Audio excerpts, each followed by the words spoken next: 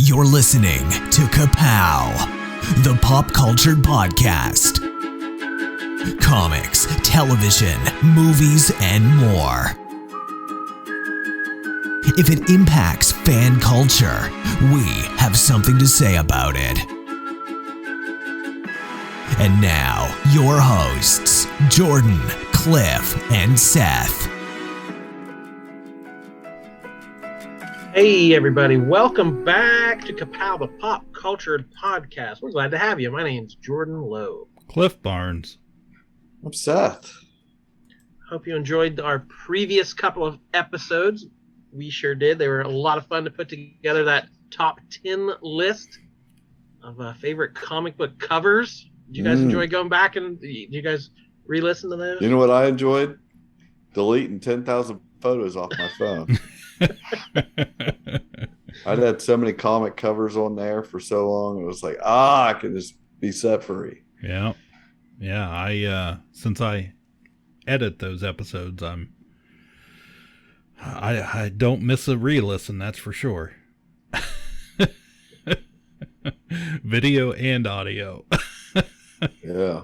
Yes, that's a little treat. That was almost a necessity to do the video because you had to see all these books. You gotta do that. Yeah. So every once in a while when we do those, we'll put out a, most of the time we put some sort of video throughout, a week or two on the Patreon page. But this time we put it on Patreon, left it for a week, and then released it out to everyone else just because it was, just a better version this time with the visuals. So I was really proud of it. I like the width and breadth of the choices. We had a really crazy, we didn't all pick the same ones. They weren't the most obvious choices. I was very surprised by a lot of things. So yeah, it was cool to see. Going back over these and getting these ready for consumption, I took a few notes and compiled some stats. You guys want to see the final tallies for all these comic book covers? Sure. Mm-hmm. All right. Well, I'm going to share it to my screen so you guys can see it, but I'll explain it to everybody. So, hey, who wants a pie chart? Oh my gosh. All right. Broken down by company, 21 of them were Marvel, 16 were DC. And 3 of them were other companies. So not too much. Instead of having 3 Marvel guys and only 1 DC guys, it's still a pretty close split. Yeah.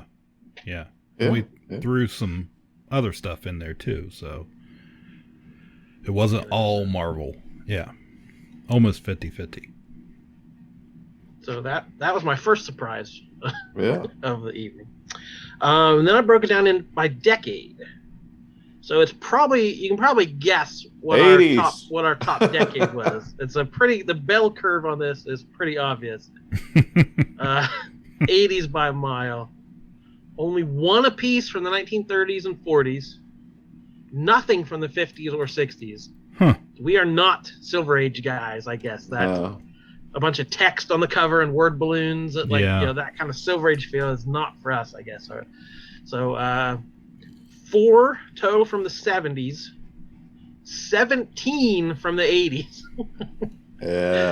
9 from the 90s, and 6 from the 2000s on up. So, yeah, when I was putting, before I put my list together, that was one thing I was a little afraid of. I was like, oh my God, everything I am going to like is going to be very modern.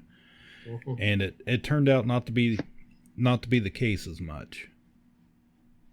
I should mention this data has not been peer reviewed. This was me marking on a scrap piece of paper. We're reviewing it right now. So if I made a mistake somewhere, that might I wouldn't publish this in a scientific journal.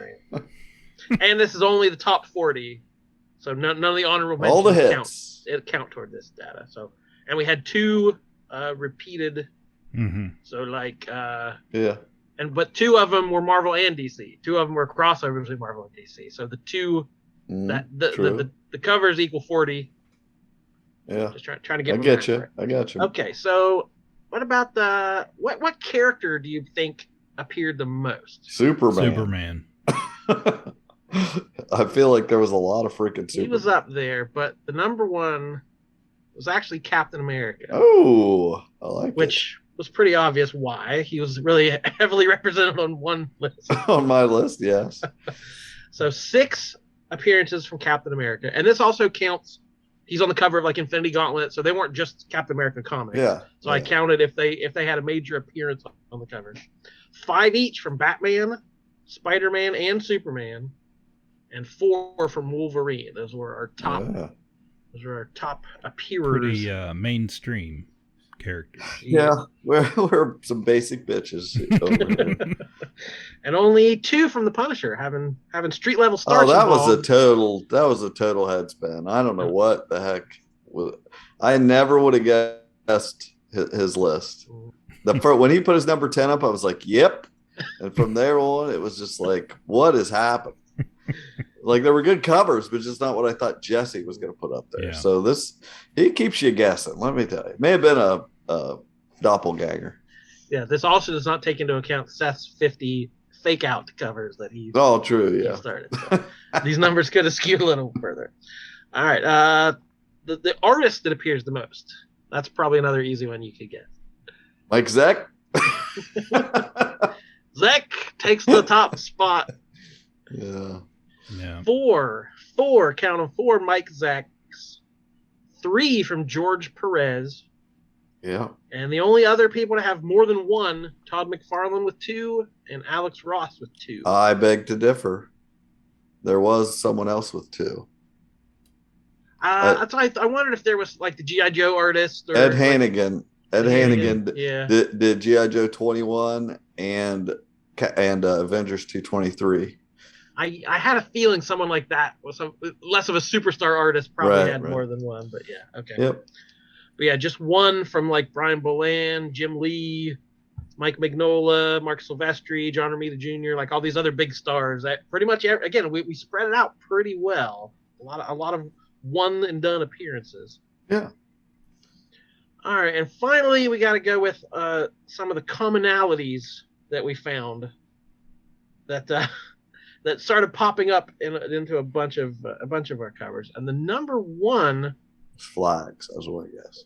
Pretty close, but the number 1 was actually blank backgrounds. Like having just a white background or just a solo color background. Sorry, I'm looking at the thing here. It really cracked me up. So we had 11 of the 40 had very like almost no or very simple background. 8 of them were wet. 8 of them had water and 8 wetness. wet ones. Yeah. 7 were sad. Sad boys. That surprised Sad boys. me. There were 7 that the cover was, Superman holding a dead body or Wolverine with a headache. Like we had a lot of sad comics. There were 7 flags. It's a very patriotic list. 7 American flags. Only 2 Uzis. Amazing. Only two Uzis. That's ridiculous. I feel like there were a ton of Uzis in the honorable mentions, but only 2 on our main list. There were a lot of guns, but I was a stickler. Only if it was an Uzi. Yeah, that'd be an Uzi. And only 1 Speedo appeared on the list. 1 Speedo, 2 plums being smuggled. It's a great Booster cover. Gold and a Speedo. That was the only. We led off with that. Cliff's Booster Gold and a Speedo was the only appearance. That's the best draft yet. I like that. 8 wet. So I'm sure everyone who listened to that wondered what the math ended up with. So I wanted to let everybody know before we moved on. Oh yeah, that was a great time. I loved it. I loved looking at that stuff. A lot of years in the making, right there. Yep. Yep, I'm pretty happy with. Pretty happy with. And I'll post all those charts. I'll post those charts on our Facebook page here pretty soon. Man. So back to a normal episode then. Yeah, I feel like we've neglected our regular upkeep of news. We got a ton of TV to talk about. You've just crossed over into the Twilight Zone. Live from New York, it's Saturday night!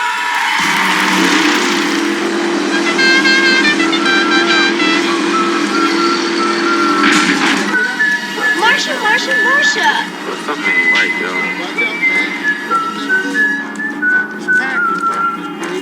Yo, so come on, yo, Omar's coming, man. I'm Prison Mike. You know why they call me Prison Mike?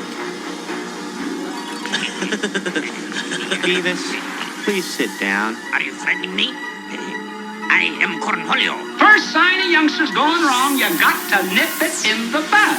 Nip it. And I'm sitting there with Woody, and I turn to him and I go, boy, these pretzels are making me thirsty. Picture it, Sicily, 1939. What you talking about, Willis? Won't you please? Please won't you be my neighbor? My neighbor. Good afternoon, everybody.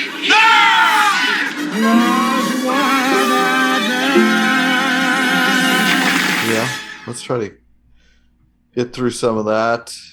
Let's talk about the good stuff. What'd you watch that was good? Apparently nothing. Nothing. I know Cliff and I watched one. something. I know Cliff a good and I one. watched something. What'd you watch? I know a good one. I caught up on it today.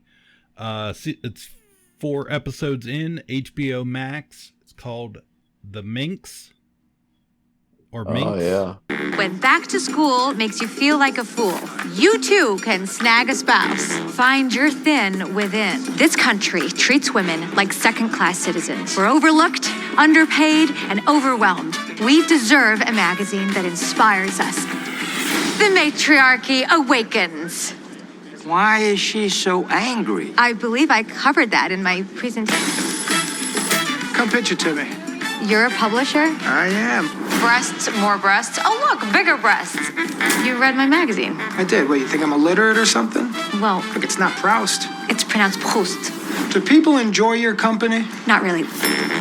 Oh, you're not suggesting that you publish The Matriarchy Awakens? Oh, God, no. I mean, not in its current form. And don't get me wrong, it's good. It's just, you gotta hide the medicine. It's like when you give a pill to a dog, you dip it in peanut butter first. I'm sorry. Nude men. Do you even understand what it is I'm trying to do here? Of course I do. Feminism. Hi, I'm Bambi, your new centerfold coordinator. Oh! What's the number one thing women find sexy? Motorcycles. Minx, yeah, I think it's Minx. And, I watched the first couple episodes. However many came out that first week I watched. Yeah, I watched the first 2, and I checked today. There were 2 more. Okay, I haven't watched those yet. Yeah, I've only seen the first 2 as well. Got those in this morning. I won't spoil too much. But this is takes place in the 70s. The central character is a writer of all things feminism of the time, and taken down. And she works at like a teen magazine, like a vapid sort of what makeup compliments you kind of thing, and she's not. She's not about that. So she decides she's going to make her own magazine, and gets in with a publisher of pornography, and it's really good. It's got a lot of, like, there's not a dull moment in it. I really like the pace of it. I like the actors in it. The guy that I can't think of his name from New Girl. Jake Johnson. Yes, is really excellent in this. I just thought overall I like the character. He is so smart and snappy in this portrayal. But he plays the backer, the publisher, one of the main characters. And one thing I really noticed, like, it was we were into episode 3, I believe, before we ever really got like a villain, a big bad of the show.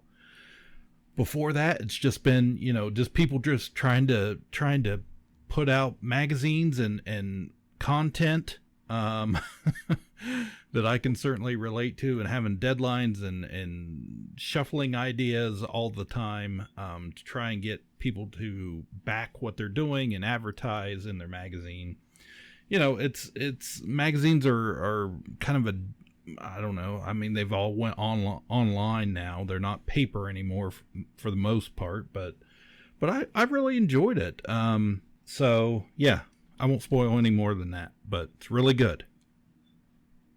Yeah, the main actress, Ophelia Lovabond, I didn't know anything about her, so I looked her up, and the only thing I know her from, she was in Guardians of the Galaxy.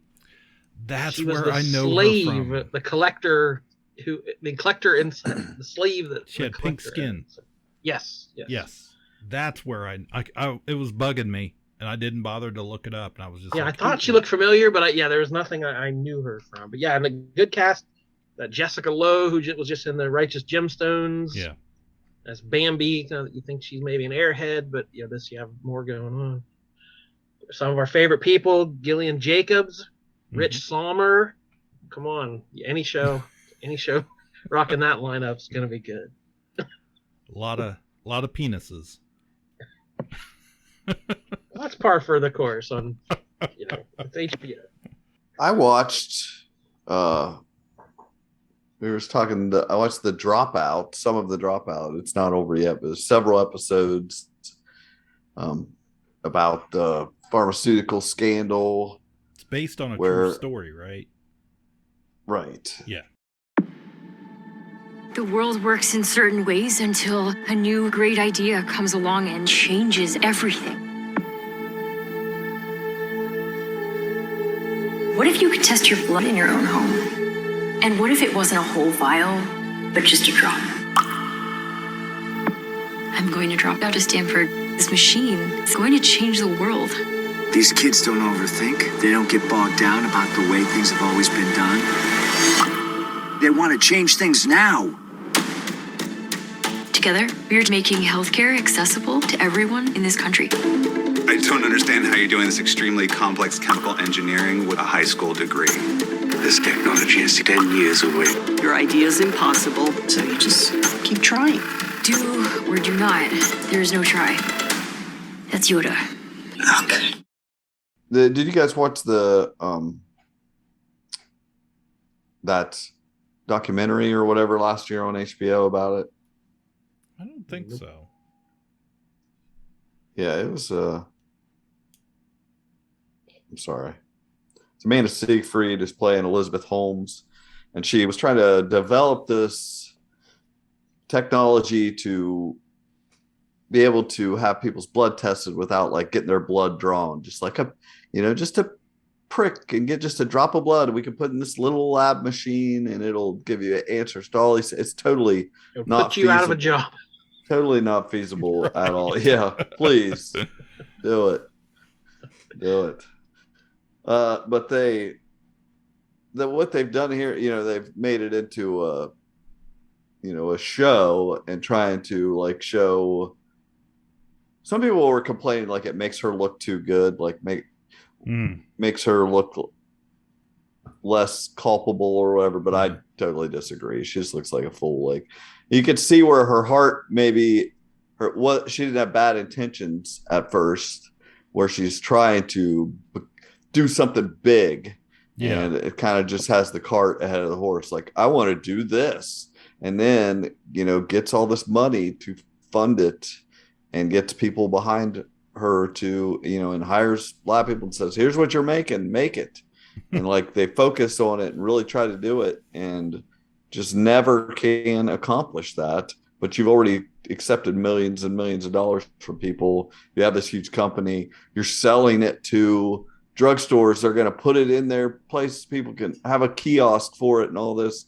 It's like, it isn't a thing. It is not a real thing. Yeah. You've got it's all out of hand here. And she just ends up, eye on her own supply, it's ridiculous. But I almost didn't watch it because I heard people saying they thought it portrayed her too well, but I don't think so. It's actually pretty good. And Rich Sommer's in there. He's pretty good. Yeah. Did you watch any kind of in my brain similar type of show? Did you watch any of that?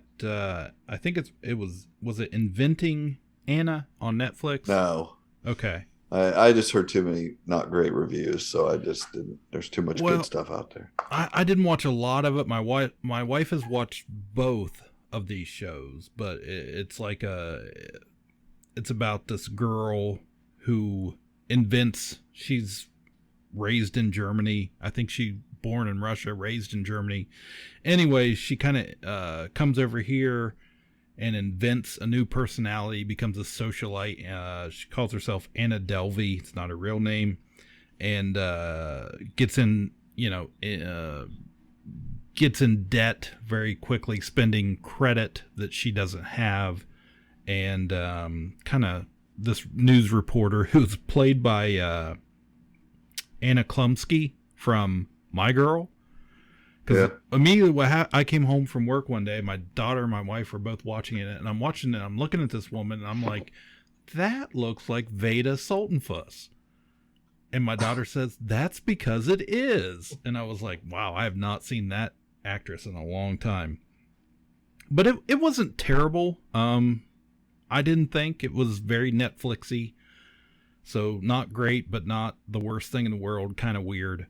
But yeah, it's kind of the, a wild tale based on a real thing that happened. There's a ton of these grifter type shows. Yeah, the Tinder swindler. There's something in the air in America that we're. Well, I'll get another one out of the way. Then I watched grifters and con men and. There was one that came out on Apple last week called WeCrashed, and it's about WeWork, the company WeWork, which I didn't know a lot about, but apparently everybody knew about them at one time, where this guy started this company and just creating these places for community workspaces, like anybody, all these young thriving people in big cities need some place to work. Yeah, we go there. We have one of those in Marietta in downtown. Oh, okay. It's not very big. I doubt it's a WeWork. No, it's not. But it's the same concept. They got them in there just because people want to be around other people, and it became like this thing. It had a bar, and it came. Part of your membership is like free drinks and this and that. But then it's like, okay, now you can't just come there and do work. Now it's like very, you gotta drink, you gotta party, you gotta do all this stuff. And anyway, but it's Jared Leto plays the main guy, and he is just he catches a lot of heck, and I give him a lot of heck, but he never doesn't go for it. Like he plays a real weirdo in this. He's never plays a normal guy. I don't think he can do it anymore. And Anne Hathaway plays his girlfriend in this. And she's like the female version of that almost. Like she always plays like she's the perfect person to play the character she is playing, because she's like kind of an actress. Like she's trying to be an actress, and she's not. Like people give her a lot of heck and stuff, don't think she's that great. And I was like, that kind of sounds like real life. Like people give her a hard time. I was like, I enjoyed the first 2 or 3 episodes that I saw last week. And I think some more came out today, but it's not the best thing, but I'm surprised how many of these types of shows have come out recently. Like everybody loves a grifter. Apparently. Keep trying to vote for one. So we watched Life and Beth, Cliff. Yes. What was the new Amy Schumer show on Hulu? Mm-hmm. I look in the mirror for love. I was thinking I could come out to Long Island. It went that bad? And he took the breakup like a total champ. Uh-huh. We're both just being completely adult about it. I'm never dating again. You're saying that now, and in a couple of months, you're going to shave that bush. How do you know I have a bush right now? You got a big bush, I can tell. You're like 2 feet up. You are a natural-born salesman. But you have to find the thing that gives you that charge. I'm supposed to ask you for a tour. These are stinging nettles. Can I pick one? You harvest them. Got it. Use it in a sentence. I should have harvested my eggs. It feels so good to be out here. What's his name? Her, and I never name them.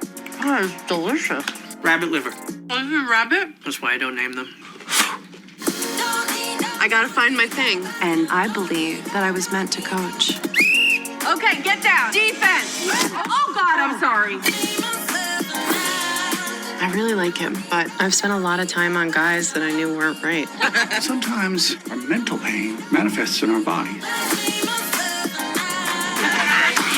I'm finally listening to my instincts, and I'm going for what I want. I'll stay, but only to make sure he's not a murderer. I'm not a murderer. Oh, my God. Hi. Hi. Want to come inside where I won't murder you? Global warming, it's so sad. But, like, what can we do? Stop buying plastic bottles. This was a gift. I just saw it announced one day, like the day it came out. That was the first I'd heard of it. And it's like half hour, 10 episodes. I didn't know anything about it. Yeah, I didn't either. From the title, it definitely gives you the vibe that it is just another woman of a certain age dealing with problems in her life, jokey show, and that's what it is. Yeah. But I think although there is some dead parts in it, there are a lot of clever things in it. Like there is some clever writing in it that it makes it worth its while. Yeah, that's time. That's kind of what I thought. I mean, I almost didn't watch it. It was like Amy Schumer, and I was like, okay, I'll watch an episode. So I watched an episode, and I'm like, oh, Michael Cera. Okay, I like him. Oh, he's kind of playing an oddball guy. Like, yep. All right. Pretty soon I'm like 5 episodes in, and then I'm like, well, guess I'm going to finish this one today. Oh, I just burnt through it. Like, she runs hot and cold for people, but yeah. I really like her.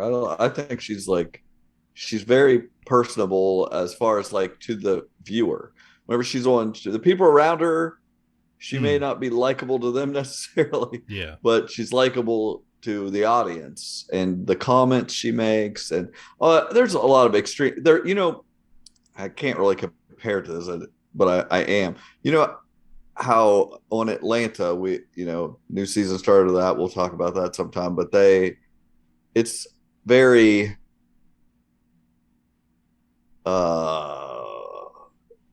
I can't think of the word. It's not realistic what's happening. It's all turned up. Heightened reality. Yes, a heightened reality. That's what like her boyfriend at the beginning of this is a caricature of a person. Like he's not realistic at all. But you see those hints of realism with what he's doing. Mm-hmm. And she just like reacting to him like as if he's a fool, and he is. But a great character. It works. It all works. Yeah, there's some cringy stuff in there where it's over the top, but you're like ooh, but then it's like, is this real? Yeah. Like it is supposed to be real, but it really does give me that Atlanta vibe. I love that style because we've had decades of sitcoms that were not realistic whatsoever, but they portray like this is how we're acting now. Right. Like no one in the world acts like that. But like if you can tweak that and be like, we know no one in the world acts like that, so we're gonna say something, use that to say something. That's such a good technique. Yeah, it's really really neat. I thought it was very enjoyable. That's definitely a bingeable show. Mm-hmm. Nice, entertaining, bingeable, kind of romantic comedy type thing. That's exactly what it was for me, because I watched it all in one day, or mid-morning to afternoon, and we were done with it. But I thought it had some really solid stuff in there.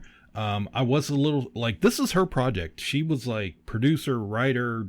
You could tell it was all her. Yeah, definitely. But which was like, because it seems like such a bland, nothing new topic.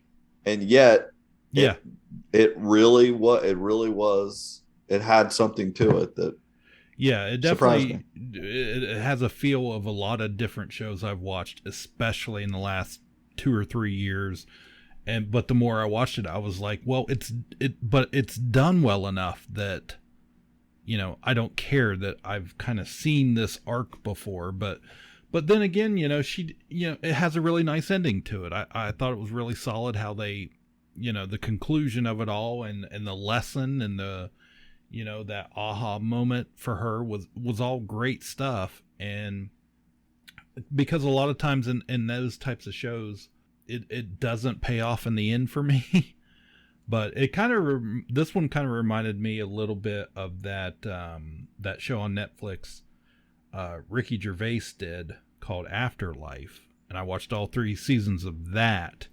And I loved that show because it was, like you said, it was very similar. They're outrageous characters at time. He's outrageous, but there's like a sincerity about it. And like, it's more about the emotional connection to it than the actual like ridiculousness of some of these people. So it was Life good. And Beth on Hulu. What are you watching, Jordan? Possibly my favorite thing at the moment is back over on HBO. Basketball docudrama Winning Time. The rise of the Lakers Dynasty. There's 2 things in this world that make me believe in God. It's sex and basketball. You know? I'm sleeping. Her loss. I'm about to buy a team. I want to build something special, a real dynasty. But I need a partner. First pick, the 1979 NBA draft. The Los Angeles Lakers select Irvin Magic Johnson. Yeah. A period piece. Again, true story based on a book by Jeff Pearlman called Showtime, Magic, Kareem, Riley, and the Los Angeles Lakers Dynasty of 1980. This is John C. Riley has bought the Lakers at a low point. They're losing. They're losing on the court. They're losing money. They're losing fans. And he thinks, it's LA's team. And they should be a showstopper. Magic Johnson. Style. I don't know why basketball can't feel like that. To me, Dr. Bus, it's showtime! They do. This is not the Lakers, not the Lakers team we know, not the franchise we know. This is before all of that. So it starts with the drafting of a young Magic Johnson. He's going to turn the franchise around. He's played by Quincy Isaiah, and it's pretty excellent. Like, uncanny, some of the facial expressions he makes. Like, he does a great job of being the Magic Johnson I remember on my TV. Yeah, it's not easy. You don't have a large pool of people to choose for for these roles. Oh, it's great. John C. Reilly's perfect. Yeah, I love that 70s vibe of it. I love that it'll cut into like grainy film stock. they cut and like talk to the camera. They do a sides, they're like, he'll say something and then like, yeah, this is what I'm going to do now. Like they just punctuate the comedy again, stepping outside the realistic aspect of it. I love the whole vibe of that show. There's nothing there. And you can't trust anything in it of being true at all. You can only go by what you know historically. Well, this was who the coach was now. Yeah. And then here's who's going to be the coach. And then here's who's going to be the coach and who plays and who wins. And that, that kind of stuff. Like the NBA was so dead at this time they're talking about. It was nothing. Yep. It was like the best teams were the least exciting. And it was just dying until this stuff happened. But they're the Celtics totally had just gotten Larry Bird, and the Lakers got Magic, and that's going to basically turn the whole league around in the 80s. Yeah. They're totally gonna put in a bunch of stuff that didn't happen though, just to do it. Well, there's some pretty notorious things that did happen during that time. Oh, I'm just talking about like in the first few episodes, the Boston coach. Yeah, Red Auerbach. Yeah. There's no way that ever happened. Him and Jerry Buss going and standing in the middle of the forum. Right. It's like they don't even have any reason to be talking. Mm-mm. Like none of that makes any sense, but they just got to do it. We got chickless, man. Yeah, I think this is Adam McKay, right, behind this whole series. Oh, so, yeah. I grew up Magic Johnson was is my favorite basketball player. I was never a Jordan guy. Bird was the enemy. You know, I still like the Cavs, but when I was a little kid, man, it was Showtime Lakers. Magic was favorite, Worthy and Kareem and all those guys. I only followed the NBA for a couple years, probably 10 to 14. You know, and the Lakers were my favorite team just because that was the I remember watching. I remember I didn't like one team better than the other. Like I just loved the NBA at that time. I remember watching them. I loved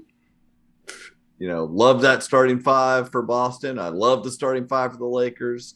I loved the Pistons. Like as the bad boys, and Chicago started coming up, was just like that was the height, the highest it's ever been. I totally agree. Like as much as we talk about where the league is at today, and how far advanced it is, and how much money it makes, and how much these kids love it, and it's great. But as a sport, that was I tell my son that all the time. I'm like, that is the height of basketball right there. What was the guys? I'm trying to think of the starting five of the Celtics. I can't remember the you had Bird, McHale, Danny Ainge, Bird, Parrish, Dennis Johnson, McHale, Dennis Johnson. I was going to say Dennis something, but Dennis Johnson. Yeah. So Anyway, winning time. It's great. It's crazy. He's got doing the hair and and all this, and just lots of special sex. Effect they've done. That was great. Him shellacking his hair into place. So any of this controversy, if anybody hasn't heard, there was controversy where Will Ferrell, who was really good friends with Adam McKay, had wanted to play Jerry Buss, and then didn't end up going to do the show. Then when they did decide to do it, he'd already given it to John C. Reilly, and he didn't talk to Ferrell about it, which would have solved any hurt feelings. But now they're like not even friends about it. But it's like he could never have played this like John C. Reilly. I feel like I want to give actors a chance, and comedians don't have to just do comedy. I think Will Ferrell could probably do a good drama, but he could not have done what John C. Reilly is doing on this show. No way. Will Ferrell is Jackie Moon. John C. Reilly is Dr. Jerry Buss. That's just the way it is. It should be. So definitely, that's a different skill set. Yes, indeed. So that controversy is the first time I ever even heard of this show, and that's kind of put it on my radar of like, what? There's a Lakers show coming out, and it was the show that ended Will Ferrell's friendship with Adam McKay was kind of the cloud hanging over this whole thing. But I heard somewhere I read said Michael Shannon was originally cast as Jerry Buss, and he had a hard time doing the asides to the camera and stuff. He wasn't jiving with that, so he left the project apparently. So that, according to IMDb, Michael Shannon may have been the whole problem with this. That wouldn't have worked either. No, you got to be more happy-go-lucky. Yeah. Again, a con artist, sort of a sweet talker. Right. Yeah. Another amazing cast. Jason Clarke as Jerry West. Adrian Brody showed up as Pat Riley. Yeah. Michael Chiklis, Red Auerbach, Sally Fields, Gabby Hoffman, and Gillian Jacobs once again. So among others. Excellent show right now. Even if you don't like basketball, like I'm the least into NBA of anyone, and I'm really loving this show. That's what really surprised me was because I was hyped up for Showtime Lakers. I was like, I'm all in on this. This looks fabulous immediately. And my wife really surprised me because this is like her favorite thing she's been watching lately. And again, like you said, she has no interest in basketball whatsoever. But the characters are so dynamic and interesting and fun to watch that she's rewatching episodes several times and just constantly like, oh, is there a new episode out? And I'm like, gotta wait a few days, but yeah, it's been really, really good. What else there? The other thing, I watched some shorts on Amazon Prime. The animated The Boys presents Diabolical. So this is sort of in between seasons 2 and 3 of the mature superhero show, The Boys. They did a few animated shorts to buy the time.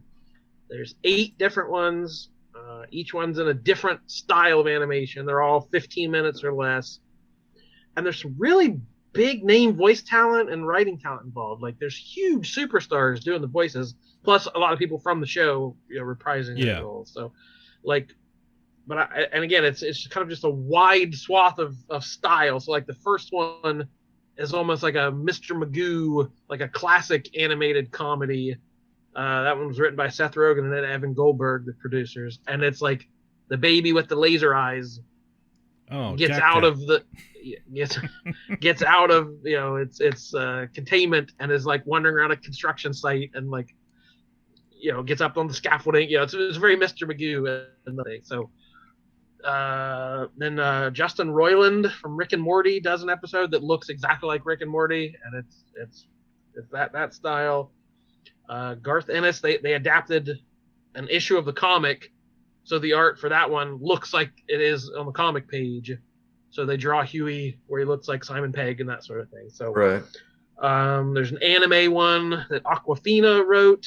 So yeah, each one's just a completely different style. So the other writers, Alana Glazer wrote one, Aisha Tyler, Andy Samberg, and Simon Rasiopa, who is the showrunner for Invincible. So every one of these has some either comedic or a superhero pedigree. So I enjoy the show, The Boys, and I think if you do, you'd get something out of this. It kind of expands the universe a little bit. Almost all of them are about Compound V, which we learned last season, the source of these superheroes and their powers. So each one sort of like, what would happen if this person got Compound V? So the stories are all a little bit similar, and of course there's blood and guts in everyone because the Boys is very over the top R-rated. But I would give that a recommendation. Anybody else watch Welcome to Flatch yet? Oh, I did. You knew Carly and I would be tuning into this. You two immediately were the two people I thought of. I messaged you guys this. Yes. Yeah, but I thought about this. There are so few sitcoms right now that I'm watching that I will watch. If a sitcom is halfway decent, I'll watch it. Whereas like drama has to be amazing. I'm not watching a bunch of pretty good dramas because there's so much good drama. But I'm desperate for good sitcoms, so I'm going to give it a chance. There's not a lot to do in Flatch, so we make videos. Hands down, our best one is when we bear mace Shrub in the face. Oh, God! Does it hurt? Oh, it burns! Ow, ow, ow, ow, ow! Well, the church moved me here from Minneapolis. Bit of a change. I moved here with Joe when he got the job. Then he dumped me. Can't compete with God. And apparently Tinder. I don't want you getting the wrong impression of Flatch. We got 2 restaurants, one with a menu. Shrub's actually not just my cousin, he's also my best friend. What can I say? I like an underdog. We all should. We're going to do our first date on Zoom. The town doesn't get very good internet, so I'm missing every other word. I said, last time, while I'm Totally. Hey, you need to make the font in the paper bigger. I lost a pair of my reading glasses. Hi, Mandy, what's up? I just told you. Oh.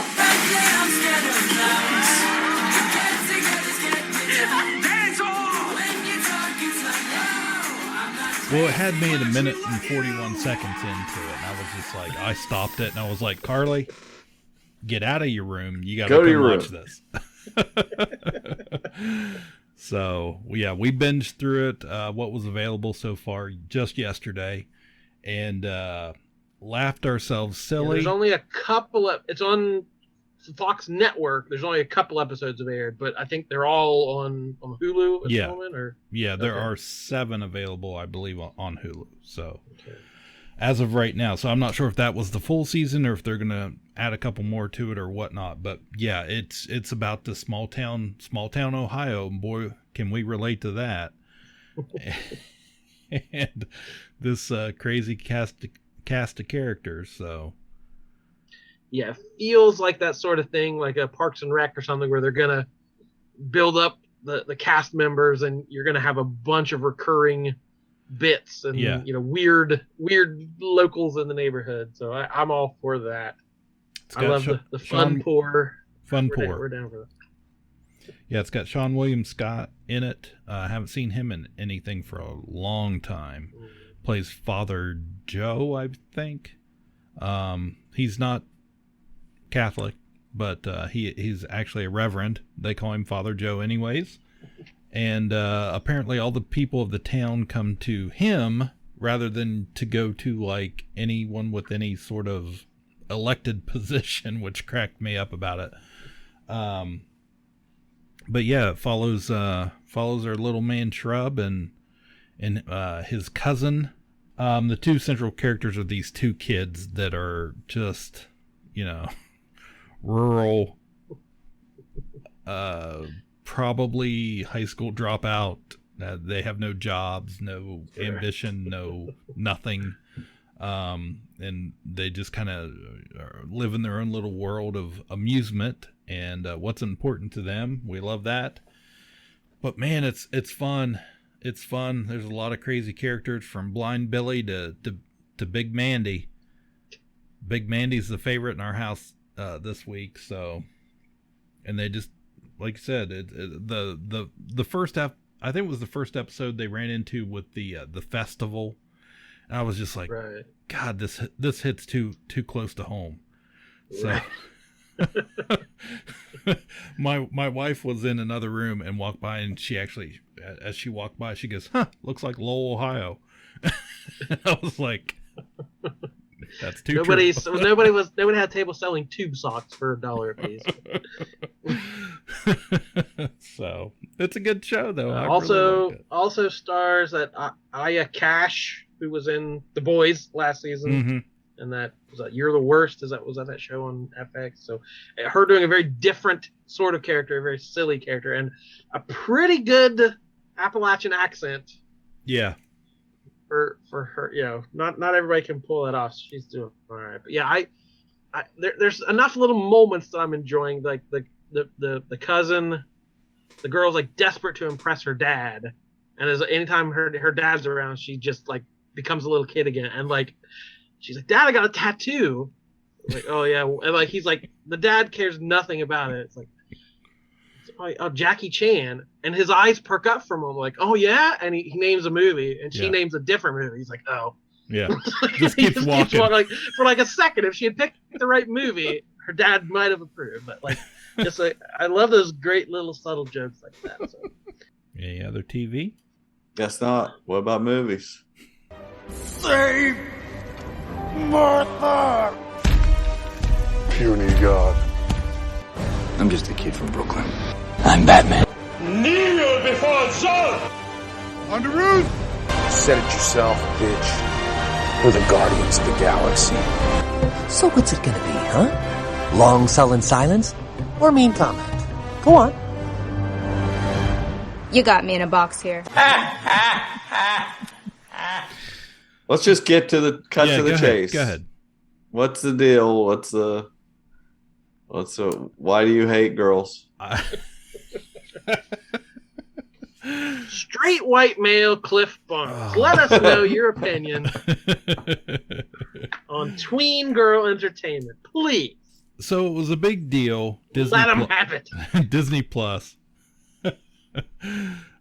decided to release Pixar's Turning Red on straight to the streaming service. No theatrical release, which everybody was like, what the heck? It's a Pixar movie. Why isn't but this? It's not a white character, so right. Straight to video. Straight to video.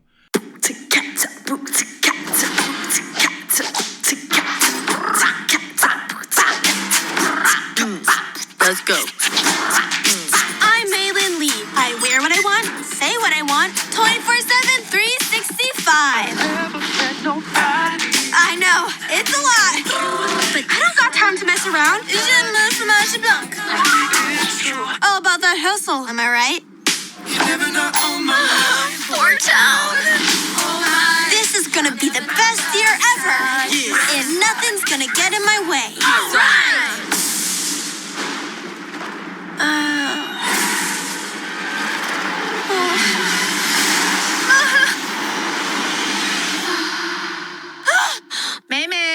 Breakfast is ready. Coming. It's gonna be me. Is everything okay? I'm a gross red monster. Don't look at me. Stay back. This happened already? What did you say? Our ancestors had a mystical connection with red pandas. Are you kidding me? This little quirk runs in our family.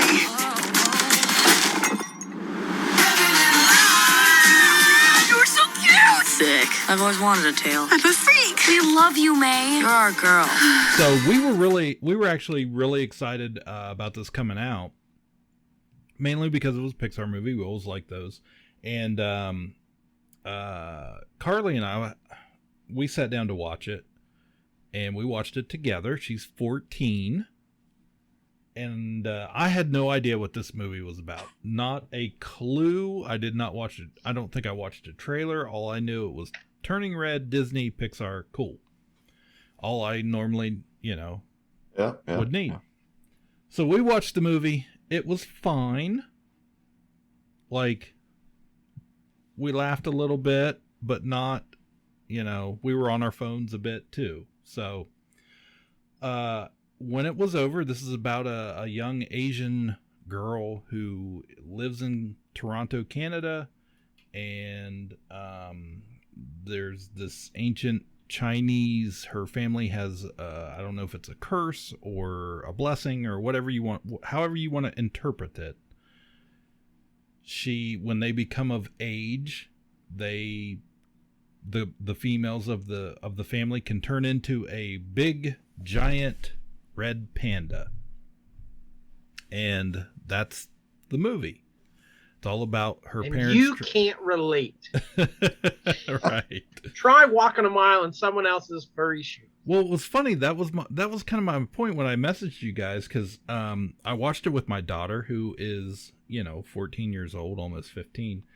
And when we got done with he's laying that out. He's laid that out twice now. That's his crutch. That's it. If she didn't, then that's okay. Oh, he's hiding behind his 14-year-old. Yeah. We all see it. So we watched it. And, like Batman and Robin. Robin is pushing out front. Yeah. I'll just hide in the shadows. No, like a bat.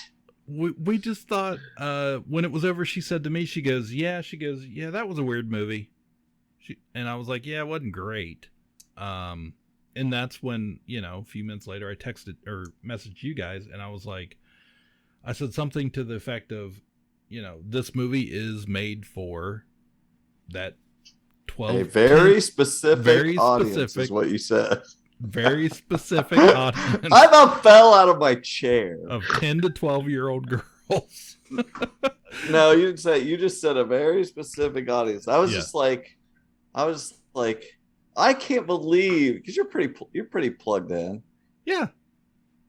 And for this, I've assumed most people have heard the controversy, but if you haven't, basically some dude, no, not just one dude, but a whole bunch of dudes, several dudes, but few people did. They basically did exactly what Cliff just said. That they could not relate to this. This was made for a very specific audience, and that they're alien. I mean, they went further than you, but obviously the difference being alienating. I didn't hate the movie. I didn't hate what it was about. Yeah. And it's I'm like, not afraid of it's it. not. Yeah, it was like who cares if you like the movie or not? That's beside the point. It was the reasoning that they were giving, and I was like, I can't believe he said that, because people are getting killed online for this. Yeah, I had not seen anything on it. The quotes were people were dragging them like, yeah, you can relate to a talking car and toys, but not a Asian teenage girl or whatever. And I was like, ooh, it's like, no, this is a bad look. So it wasn't so much specifically the Asian part of it. It was the 12-year-old group of friends that weren't all Asian. You know, they were whatever. Yeah. All, you know, they were diverse. Kids acting really goofy at that age, and which first off, I feel like we've had this conversation before, Jordan. I feel like you're probably don't drag me into this. Yeah, more eloquent at this, but I think we've had the conversation before about specificity in stories. Like that's what. Instead of making these cookie cutter, bland for everybody movies, you find that when you get very specific, people relate so much more, finding things about that, and learning about other people's lives, but finding like, oh, we really have similarities to this very specific story. Is that? But I mean, and that's great when you do it well. But then if the movie's not that great, you can't drag someone for not liking the movie. No, if it's not that great. But that's an opposite. It's the reason that doesn't get being interesting and diverse doesn't make it good. No. But if you can dislike it for other reasons, you can acknowledge that stuff. Say, oh, I'm glad they tried, and I'm glad it's connecting with this audience, but it wasn't for me. Like if the I jokes find are that bad, completely fine. Yeah, you said the joke. jokes were kind of familiar, and the story wasn't, that's where it lost. Really us. compelling. Yeah. So those are to me that's perfectly reasonable criticism, rather than just like it's about a girl. Boo. Yeah. Like that. Yeah, that's not a good criticism. We're not rushing out to join Christians against turning red. I mean, I've seen all these ridiculous Facebook groups and hate, and it's just like, it just amounts to, a lot of it amounts to parents, especially, just wanting for their children not to have an life experience. They don't want them to know about this or that, or it's just bury their head in the sand a lot of times because we're afraid of that, or we don't think it's appropriate, or we don't want our children to be aware of other things out in the world and how other people live or their experiences or whatever. Yeah. Totally different thing. Well, this Cliff is dancing on so many landmines tonight. This story of this movie though is like, you're looking at a preteen girl, you kind of really, the whole thing about the panda, like, it doesn't come out and say that for quite a bit in the movie what is happening. You get at first you're like, is this supposed to be just a metaphor for her having her period? Right. And it like, are people really seeing this? They let it go just a little bit and let you think it's just in her head, and before you realize it isn't. But it's like, so there's that to it, a coming of age thing. She's very, I like how it shows, that Asian lifestyle where they're very, she explains it. They're very, very disciplined by their parents, and they do what they're, respectful and do what they're supposed to do. So while her other goofy friends are wanting to go do this or that, go see the boy band and do things, she can't. She has to go do these other things because of her culture. Mm-hmm. And so that's, I'm sure, not only all that community relates to it, but people are learning about that. And first off, and the whole, them acting goofy and, going nuts about this boy band and stuff. We have seen that our entire lives. Yeah. Like, that's where people go nuts about boy bands. I mean, we have all seen that. It was just way too much of that. Okay. Well, I related a lot with this movie, even though I still didn't think it was anything stupendous. But man, talk about one. I'm pretty sure we were all in 8th grade, and I know my hormones were going insane when I was at that age. Like, I just remember sitting in class just losing my mind. Like, I can't stand up. I can't do anything because there are girls in this room. I'm losing my mind, And on top of that, people are wanting to do things after school and stuff, or go to people's houses, and I have to go home and kneel down and say the rosary, and everybody, you know, it's very awkward to have people over there and stuff because my family's weird. You know, we are ultra religious and doing all this weird stuff, and I want to go to the concerts and things and do things that my other friends are doing. So there were little things that I could easily relate to what was going on in this movie, but it wasn't like the greatest movie. Certainly wasn't the best Pixar by any stretch. No. It was kind of reminded me, it definitely had that Inside Out feel as far as like her emotions turning into this thing and, you know, get that kind of stuff, but it doesn't touch that movie. No. Anyway, I just thought it was kind of funny. Like there was this controversy. I was like, man, Cliff don't give a F. He's like, I agree with these losers. Yeah, I had no idea there was any controversy behind the thing until you brought it up. Like I was clueless. I just thought it was. I think I still agree with the people, the comments saying, because I think you can totally dislike it, but this reason of it being for certain things, certain people or whatever, every one of these movies is ridiculous, you know, right. It's for a specific, it's telling a specific story. Sure. It's just like, so it really can feel sketchy when it's about a minority, you know, or something like that. Yeah. So yeah, and that was the weird thing, because normally the movies are oh, you're the first one to jump on these Encanto, right? I love this stuff, and Moana and all this stuff. So I don't mean to be like, I just said that's why I was surprised at your comment. Yeah, apparently I liked it. I you didn't mean anything malicious. I was most surprised because it was something Disney. He wasn't full-throated like Trust cheering. Me, we were surprised too. He hadn't already bought the T-shirt and right. Yeah, the tail. The tail.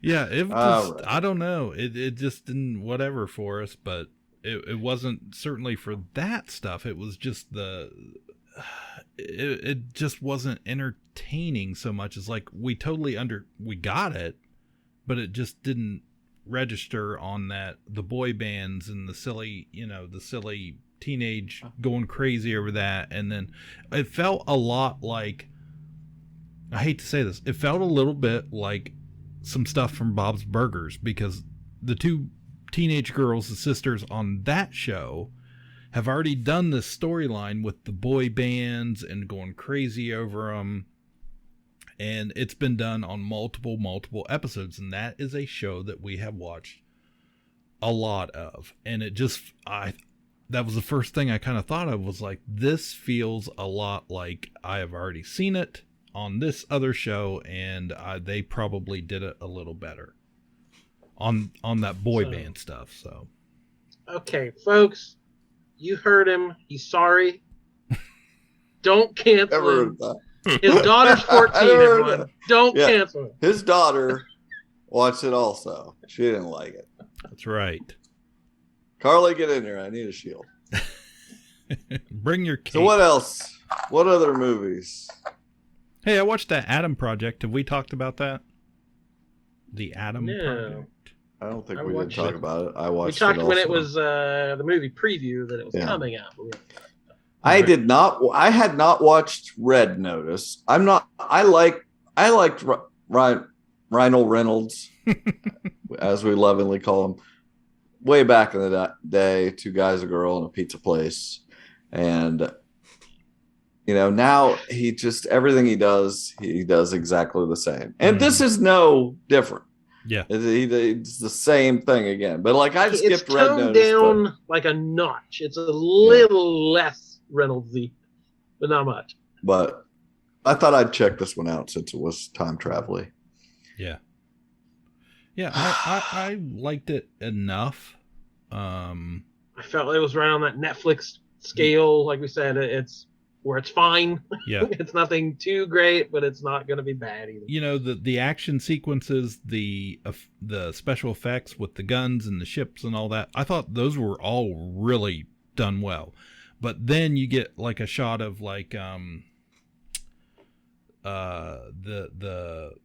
the big bad of the show in a de-aging shot, and I was just like, that's terrible. I was like, I hope I'm not the only one that has terrible. A major problem with Catherine Keener.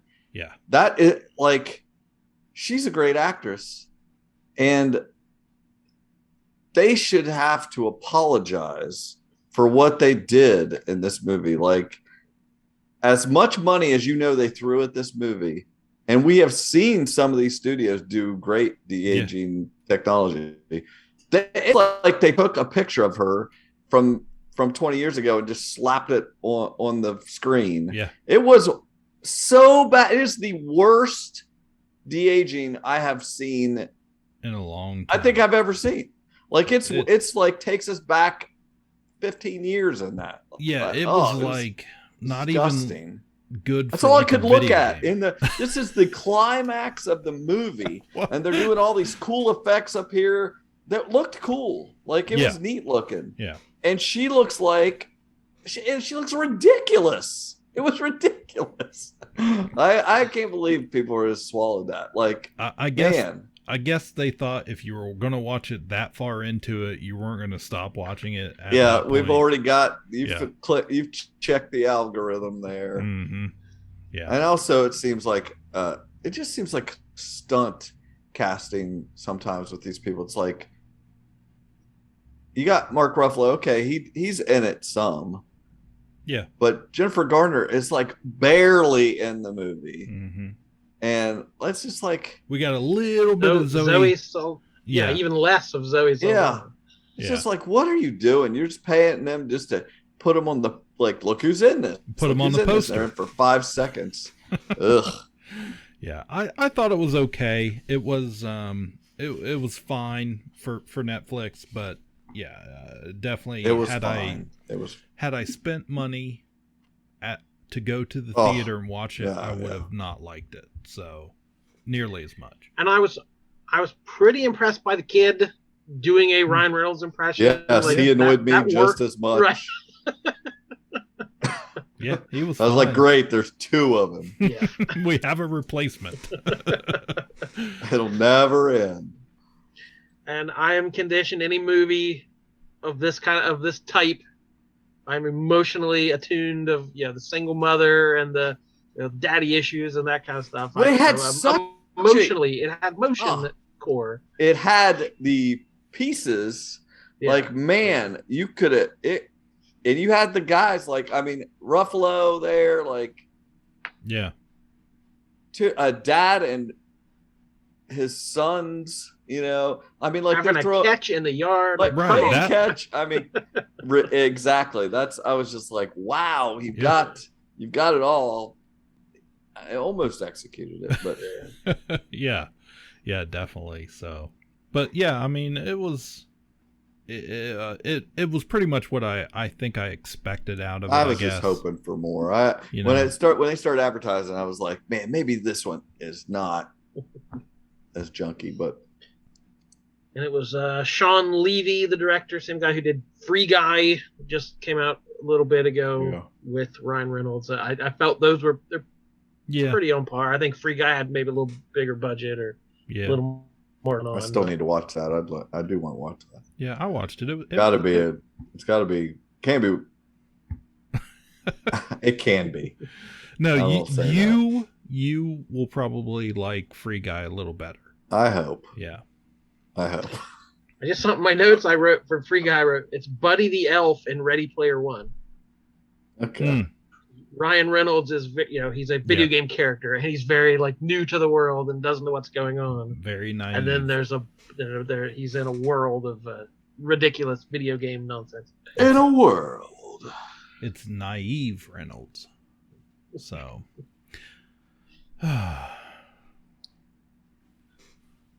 Yeah. I did watch a movie on Netflix that was actually pretty good called Windfall. It's Charlie McDowell is the director. I couldn't think of his name earlier. He did The One I Love with Mark Duplass and Elizabeth Moss, I believe, in 2013, which I love that movie. Just an oddball movie. This one feels very, I mean, they're going for a Hitchcockian feel at the beginning, just some of the shots in the opening, but got a good cast. You've got Jason Segel plays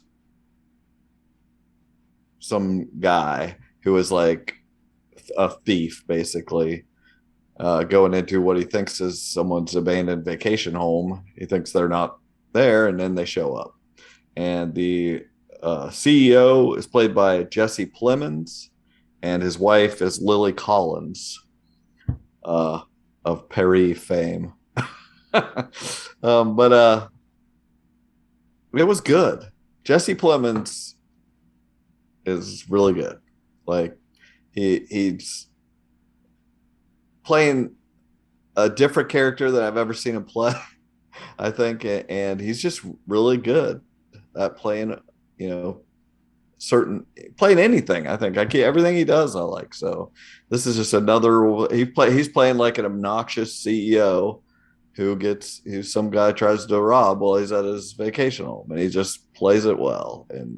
And it's not a super long movie. I think it's probably only 90 minutes. So it is totally worth those 92 minutes. It's totally worth it. Windfall. It's a good little caper. That it?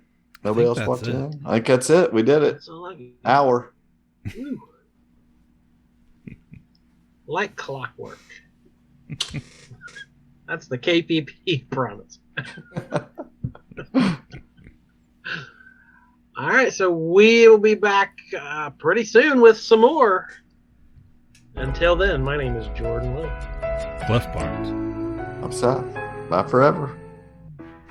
Ka-Pow, the pop cultured podcast, is intended for entertainment and information purposes only.